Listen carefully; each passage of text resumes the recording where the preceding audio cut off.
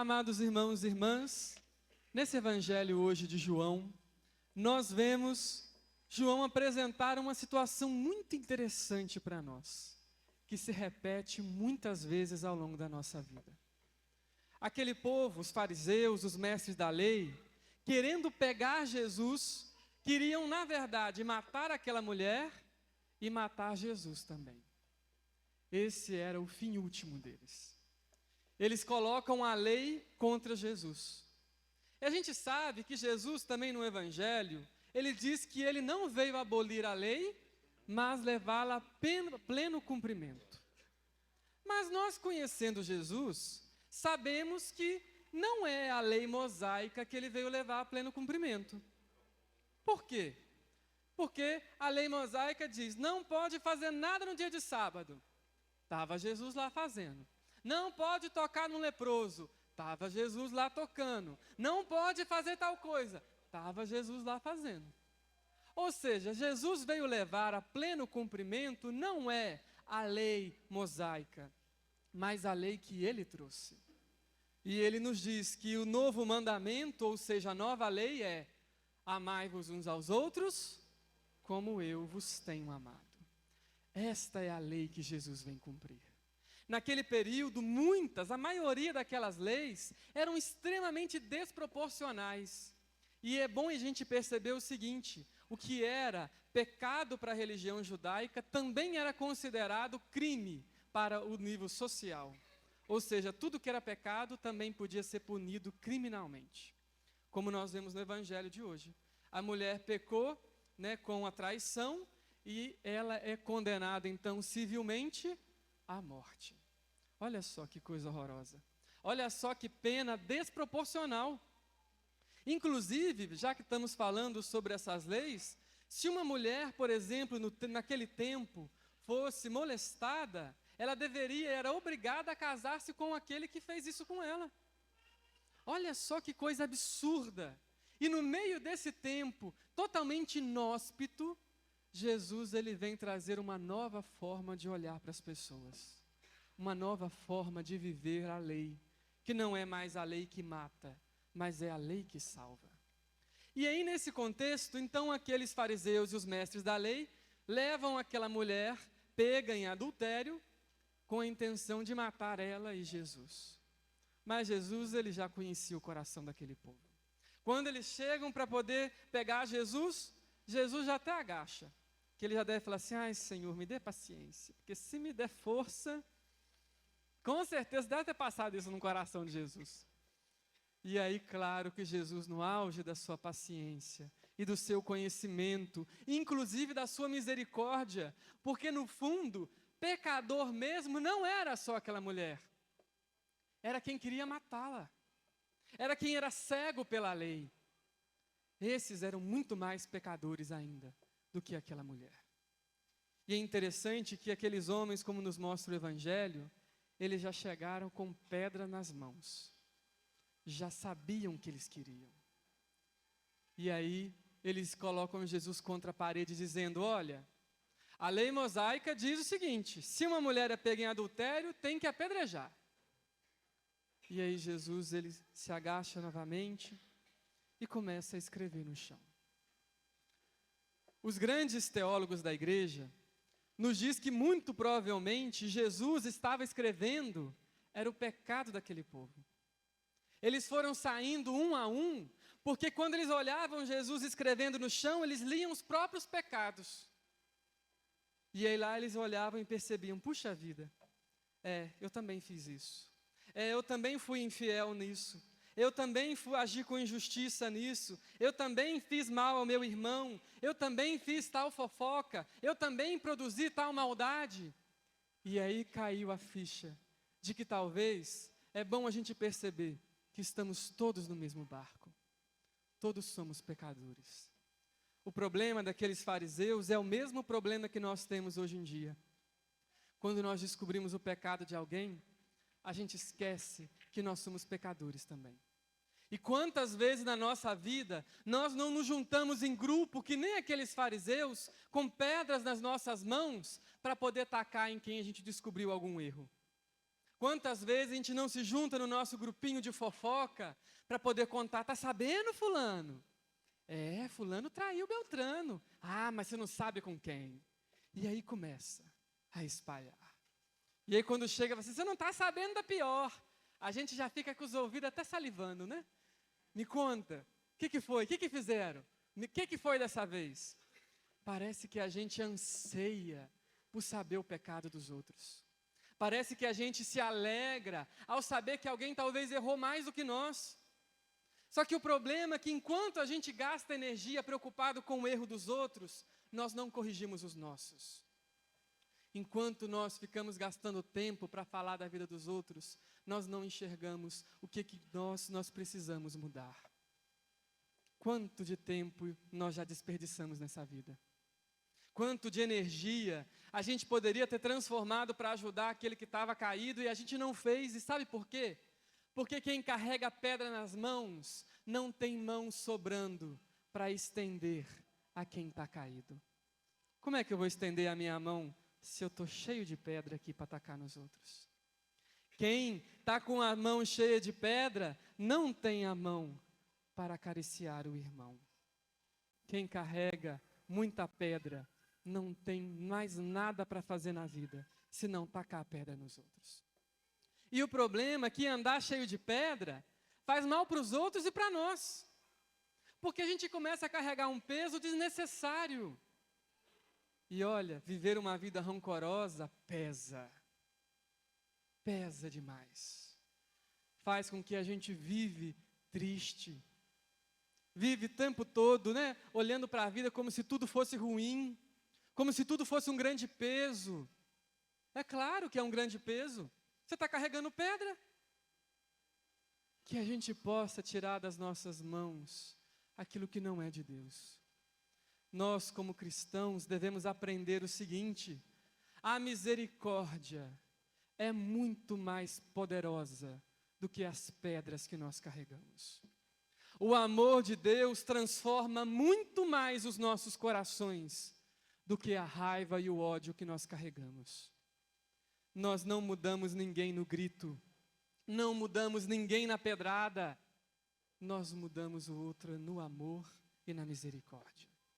Então, se você vê alguém que talvez não se encaixa no seu estereótipo de ideal, de fé, não taque pedra, leve amor, estenda a mão, se coloque no lugar daquele que serve e não daquele que apedreja.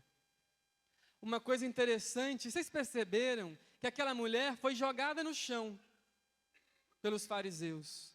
E Jesus se abaixa para ficar na mesma altura que aquela mulher. Porque aqueles homens com pedras eram muito grandes. Se achavam demais. Mas Jesus não está preocupado com isso. Ele está preocupado com quem está no chão. E quantas vezes Jesus já se abaixou para nos tirar do chão? Quantas vezes Jesus já fez uma experiência de kenosis, de descer, para na nossa descida Ele nos salvar? Quantas vezes fomos nós, o pecador ou a pecadora caída, precisando de alguém que nos tirasse do chão? Que nós tenhamos a coragem e mãos para levantar quem está caído. E se por um acaso um dia você achar que está tacando pedra demais nos outros, faz um exame de consciência e pense nos seus erros também. O que será que eu já fiz de errado nessa vida? Talvez se nós fizermos um exame de consciência honesto, a gente vai perceber que talvez um dia eu também não fui tão fiel. Que talvez um dia eu também não fui tão honesto. Que talvez um dia eu também não fui tão misericordioso ou tão generoso. Talvez um dia eu também omiti a minha ajuda. Também um dia eu me entreguei à preguiça. Também um dia eu me entreguei à raiva, à intolerância. E aí nessa hora, a gente vai enxergar que nós estamos todos no mesmo barco. Ah, mas o padre é mais santo. Somos todos no mesmo barco. Ah, mas aquela senhorinha que está na igreja desde que nasceu é mais santa do que eu. A santidade não é perfeição. Santidade é a gente todos os dias, apesar do nosso pecado e da nossa tentação, insistir em melhorar. Todos os dias dizer para nós mesmos: eu quero superar o meu pecado. Eu quero superar a minha tentação, eu quero superar aquilo que me afasta de Deus e me afasta do meu irmão. Ninguém está pronto, ninguém é perfeito. E enquanto você viver, você estará em processo de crescimento. E que maravilha! Graças ao bom Deus que a vida é assim.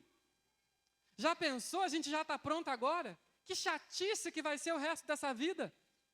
Que maravilha poder olhar para o meu futuro, para o seu futuro e dizer: daqui 10 anos eu vou ser uma pessoa muito melhor do que eu sou agora. Daqui 15 anos eu vou ter superado essas tentações que eu tenho, eu vou ter mais maturidade para poder apontar caminhos para os outros, eu vou olhar para mim mesmo e vou estar ainda mais satisfeito com quem eu sou. Graças a Deus que a vida é um processo e a gente é convidada todo dia a mudar o nosso coração. E para encerrar, eu quero partilhar uma historinha que eu acho que reforça a ideia que esse evangelho traz para nós. Reza a lenda que tinha um homem aqui em Tumbiara que não era uma pessoa lá muito boa, não. Ele era bravo, malcriado, respondão, brigão, não era muito honesto. E aí um dia ele morreu. Chegando lá no céu, um anjo recebeu ele e falou assim: espera aí, que daqui a pouco vai ser o seu julgamento. E aí ele ficou lá, nada e nada, falou assim: quer saber, vou dar uma volta aqui no céu, né? Vamos ver o que tem por aqui, porque eu sei que eu não fui muito bom mesmo, se eu for para o inferno, pelo menos eu já dei uma volta aqui no céu, né? E aí ele foi para um lado, para o outro, aí ele viu uma sala assim, sala de Deus. Falou assim: eu vou entrar para ver, não vou perder a oportunidade. Entrou na sala, parecia um escritório com mesa, viu o livro da vida, viu um monte de coisa, e aí ele viu um óculos em cima da mesa. E pensou assim: mas Deus usando óculos? Ele cura até o cego? Por que ele está usando óculos? Deixa eu experimentar esse óculos. Quando ele colocou o óculos, ele começou a enxergar as pessoas aqui na terra por dentro.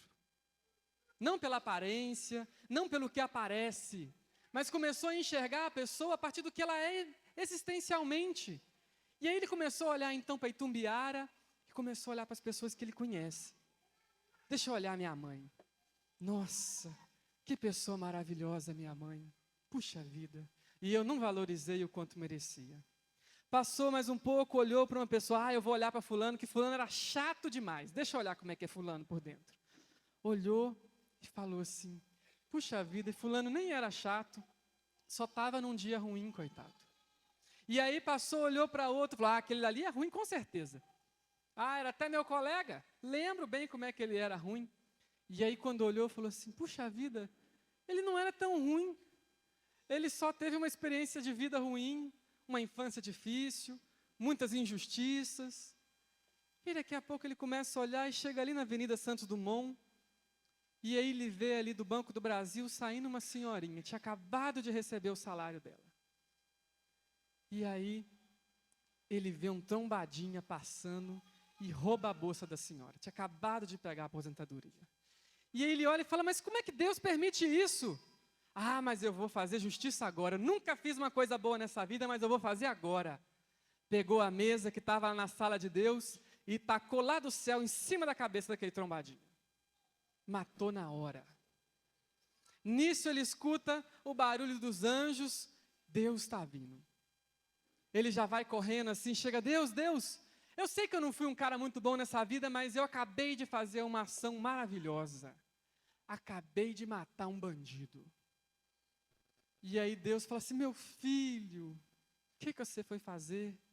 Não, eu estava aqui na sala, eu peguei o seu óculos e eu comecei a enxergar todo mundo por dentro. Inclusive, não sei como é que o Senhor deixa uma pessoa fazer uma maldade dessa. Aí eu fui e matei ele. E aí Deus fala: meu filho, você fez um grande engano. E se aquele filho que estivesse lá embaixo que você matou, se convertesse e mudasse seu coração? Você, de fato, colocou os meus óculos, mas você esqueceu de colocar o meu coração. Às vezes na nossa vida, a gente vive achando que a gente tem os óculos de Deus, que a gente sabe ler todo mundo, que a gente sabe de tudo sobre os outros, e a gente inclusive sabe quem deve viver ou morrer. Só que a gente esquece de também colocar o coração de Deus. Quem sabe, aquele que você deseja a morte, não pode ainda se encontrar com Deus, mudar, se converter. Ontem eu atendi um mutirão de confissão na São Sebastião, e veio um homem conversar comigo, e ele contou um pouco da vida dele. 3 anos morando na rua, roubou, usou tudo quanto é tipo de droga que você imaginar, e agora está lá na comunidade. Se converteu, mudou de vida, arrumou um emprego, arrumou uma casa, já tem planos de estabelecer uma família, está feliz com a vida que reconquistou. Quantas vezes, talvez, se fosse há 3 anos atrás, eu tivesse visto esse homem na rua, eu teria olhado para ele e o condenado à morte, se pudesse. Que nós, meus irmãos, apesar de acharmos que temos os olhos de Deus para enxergar as pessoas, não nos esqueçamos de ter o coração dele. Peçamos a Deus a graça de ter a misericórdia e perceber que tem dia que nós somos aquele que está com pedras, mas tem dia que será nós que estaremos no chão, suplicando o perdão de Deus. Que nós tenhamos essa coragem de perceber quem somos. Tira de nós, Senhor, todo julgamento, toda maldade, porque senão corre o risco de nós sermos mais pecadores do que aquele que publicamente cometeu o pecado.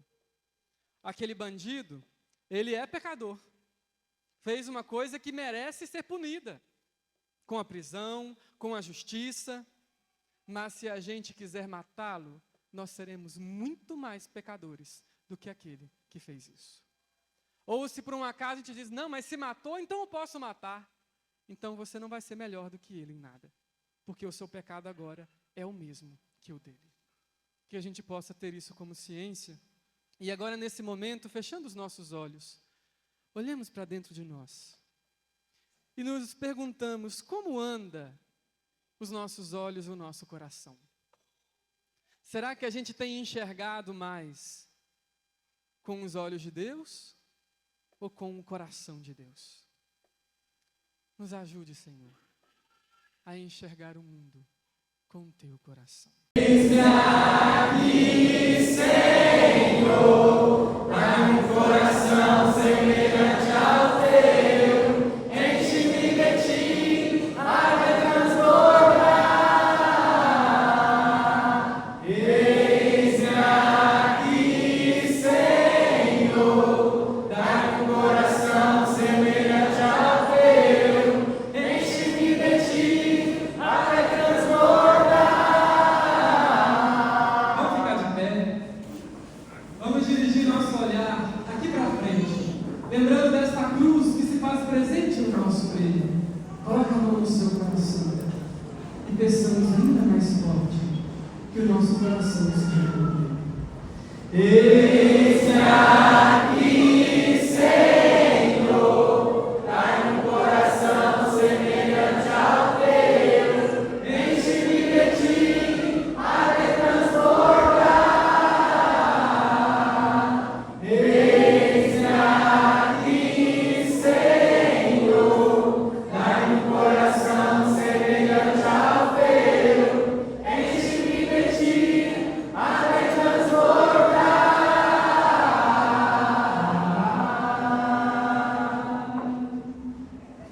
Senhor Deus da vida, tire de nós o nosso coração de pedra, coloque em nós o teu coração misericordioso e amoroso. Tire de nós o óculos do julgamento, para que possa em nós sermos só coração, um coração de ti. Que Deus nos abençoe hoje e sempre.